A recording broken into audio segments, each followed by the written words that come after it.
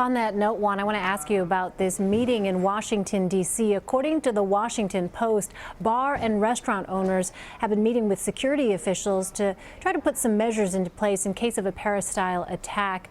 I'm just curious, is the reality, though, Juan, in our sort of free, open society, there really are limits as to what can be done to protect these quote-unquote soft targets? There are, Elaine. I think we want to remain an open society, and we can't lock down every venue, every site where people want to congregate. Not only would that be contrary to our Constitution and our lifestyle, but it would destroy sort of the open nature of our society and commercial activity. So you don't want to live in an environment where everything is locked down.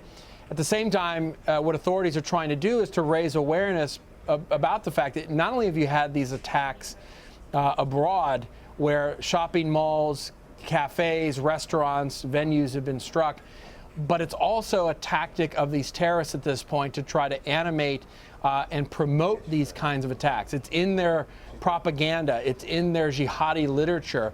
And so authorities are trying to make the owners of these institutions and these sites aware of the fact that, look, the terrorists are actually thinking about targeting these kinds of sites. And in a place like New York or Washington or Los Angeles, you've got to think a little bit more carefully.